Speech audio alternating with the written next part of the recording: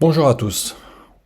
Pourquoi les grands youtubeurs en bourse ne dévoilent presque jamais leur portefeuille? C'est cette question qu'on va analyser aujourd'hui.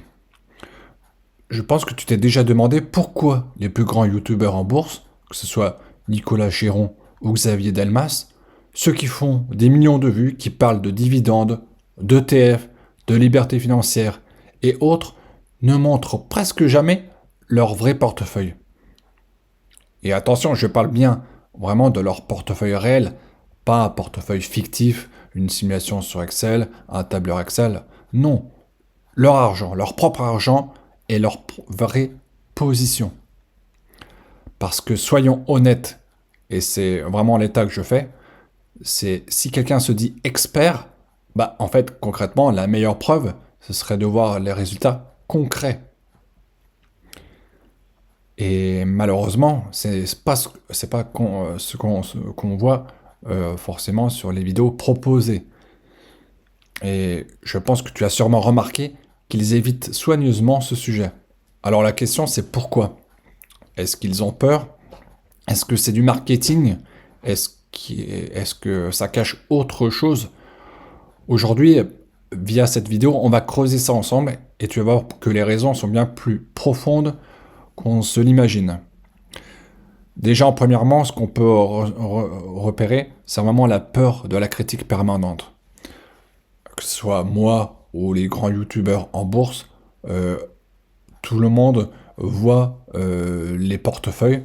Et si tu montres un portefeuille avec une vingtaine d'actions et que sur l'une de ces actions, il y en a une qui chute, forcément, il y aura des critiques et du style, bah, tu avais dit que c'était un bon investissement, et regarde, ça baisse, ou tu t'es planté, t'es pas crédible, moi je t'avais dit que cette action était pourrie, voilà. Et c'est le genre de choses qu'on pourrait rencontrer euh, à l'avenir, en tout cas en tant que youtubeur. Moi j'expose librement mon portefeuille, mais je suis pas à l'abri des critiques sur ce que je présente et ce que je démontre via mes vidéos. Et c'est l'exemple par exemple, de Warren Buffett. Vous connaissez, c'est le plus grand investisseur de l'histoire. Lui, il a perdu des milliards sur certaines positions. IBM qui a fortement chuté, Tesco, Kraft Heinz. Mais il a aussi fait des paris qui l'ont rendu légendaire. Le problème, c'est que sur YouTube, les gens, ils regardent pas sur du long terme, ils regardent sur du court terme. Et si il y a une baisse de moins 10%, ça suffit pour dire que ce YouTuber en question est nul. Voilà. Euh, donc les créateurs eux-mêmes se protègent et préfèrent parler, bah, au final, de concepts généraux, intemporels, plutôt que de se faire juger en temps réel par des centaines de milliers de spectateurs. Autre point, c'est la protection de la vie privée et de la sécurité.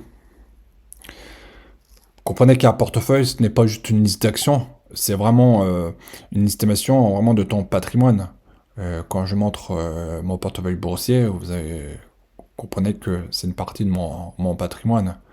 Et si on montre que tu as 500 000 euros ou 1 million ou plus, franchement, ça donne des informations ultra sensibles. Et quand on relève ça à 300 000 abonnés et plus, parmi eux, tu n'as aucune idée de qui te regarde. On ne sait pas, ça peut être un admirateur, mais aussi, sans doute, bah, parfois, malheureusement, c'est des jaloux, des escrocs et des hackers. Et c'est vrai que il faut bien prendre en compte cet aspect-là. Voilà, mon portefeuille est certes visible, mais il y aura peut-être des gens mal intentionnés pour détourner ces informations ou vraiment hacker mon compte. Donc, vous voyez bien que montrer le portefeuille, c'est un peu comme publier un relevé bancaire. Donc, et une personne censée ne le ferait. Voilà. Et il y a certains youtubeurs qui ont déjà raconté qu'après avoir montré un peu trop de chiffres, ils ont reçu des messages bizarres, des tentatives de phishing, voire des menaces. Et franchement, ça se comprend. Qui aurait envie, franchement, d'exposer sa fortune à des inconnus sur Internet? En sachant que moi, j'ai une petite partie concernant mon portefeuille. C'est vraiment, voilà, c'est quelques dizaines de milliers d'euros. Ça représente rien. Mais je suppose que sur des youtubeurs tels que Xavier Delmas ou Nicolas Cheron, ça représente beaucoup plus. Voilà, c'est sans doute plusieurs centaines de milliers d'euros, donc forcément, ils veulent pas dévoiler leur portefeuille par rapport au risque que ça pourrait exposer. Vous voyez, en ce moment, au niveau sécuritaire, c'est pas évident, hein. Les gens sont un peu fous et ils peuvent faire n'importe quoi pour extorquer des fonds. Voilà. Autre point, c'est le piège du contenu éphémère. Et c'est ce que je rencontre aussi par rapport à ma chaîne YouTube. La bourse, c'est vivant. Aujourd'hui, tu as du Tesla, et peut-être demain, on n'en aura plus. On ne sait pas pourquoi. Voilà, ça peut arriver. Voilà. Donc le portefeuille, lui, il change tout le temps. Donc si un YouTuber le montre, il doit mettre à jour en permanence. Sinon, bah, ces vidéos, elles deviennent obsolètes. Alors, du style, pourquoi tu n'as plus telle action? Tu as vendu, mais pourquoi? Et en plus de montrer un portefeuille en direct, c'est figé forcément à un moment précis. Mais ça ne reflète pas forcément la stratégie de long terme.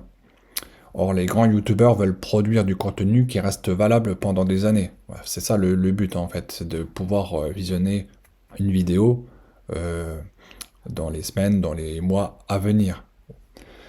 Et une vidéo qui explique comment construire un portefeuille diversifié marchera en 2025 comme en 2030.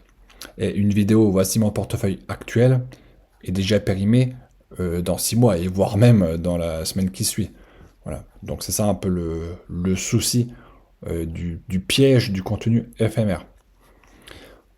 En quatrième point, c'est la responsabilité et l'effet de mimétisme. Donc imagine la scène, un youtubeur dit j'ai acheté LVMH. Qu'est-ce qui se passe concrètement? Eh ben il y a des milliers d'abonnés qui vont copier sans réfléchir. Et si LVMH a malheur de chuter, bah forcément, on aura sur la vidéo ou sur les vidéos suivantes des commentaires du style j'ai perdu à cause de toi, tu m'as ruiné. Et nous, en tant que youtubeurs, on veut éviter ça, vraiment cet aspect-là, sachant que moi, comme d'autres, nous ne sommes pas des conseillers financiers agréés. Je suis simplement, moi, en tout cas dans ma partie, je suis simplement un particulier qui expose son portefeuille malgré les qualités, malgré les risques que ça comporte. Voilà. Et c'est à chacun de faire son analyse d'essayer en fait en quelque sorte de par-ci par-là d'essayer de s'imaginer à constituer un portefeuille qui soit logique par rapport à sa stratégie. Et voilà.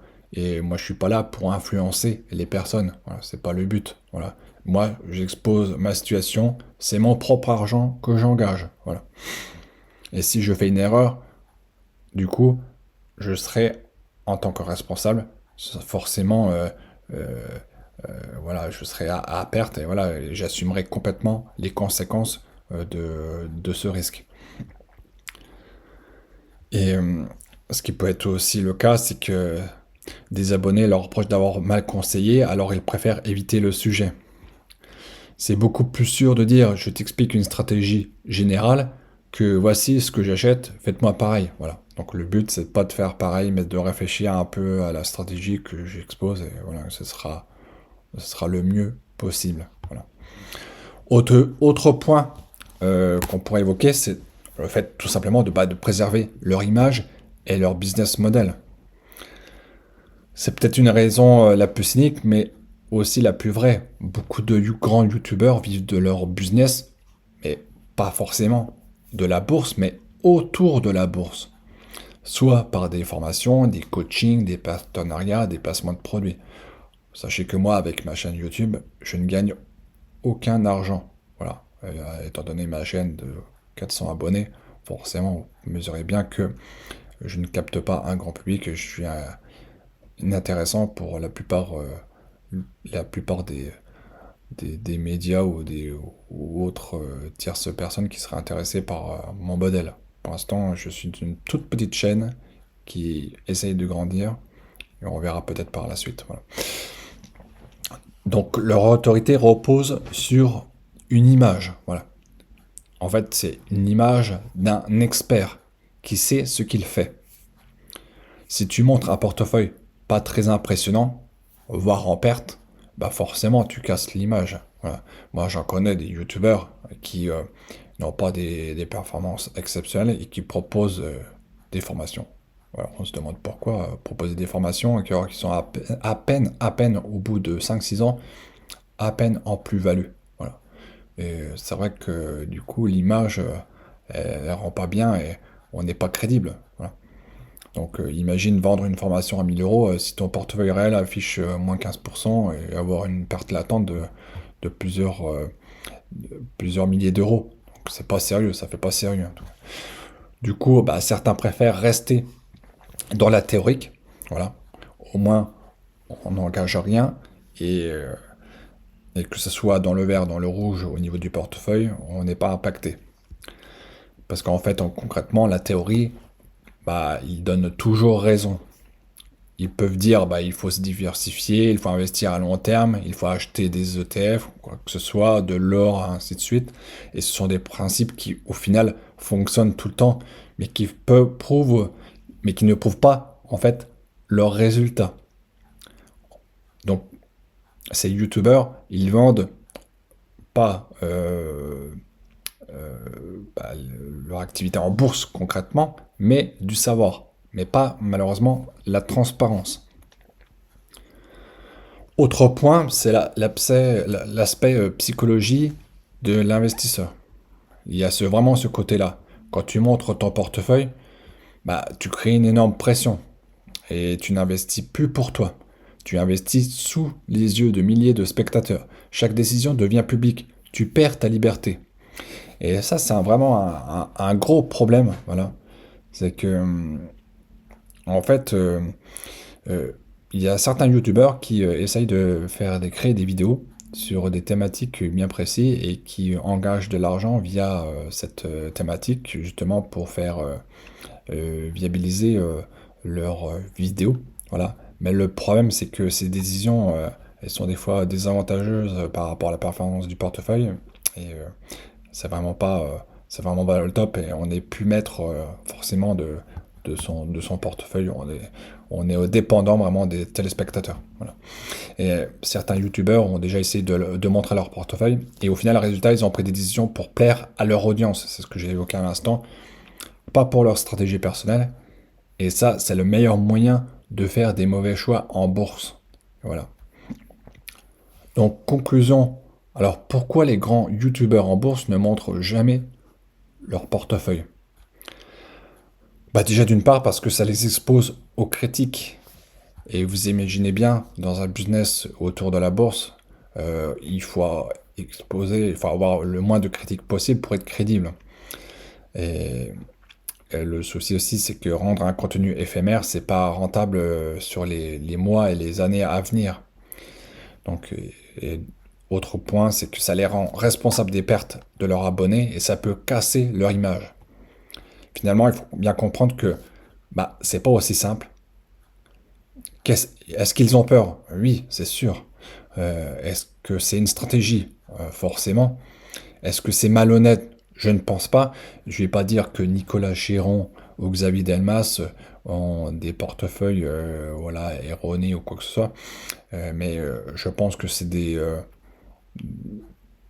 des boursicoteurs avertis de part de leur profession et que ils ont une certaine expérience. Je pense que pour la plupart, ils en ont eu au moins une vingtaine d'années d'expérience, donc ils sont quand même crédibles par rapport à ça. Ils ont côtoyé les grandes banques, voilà.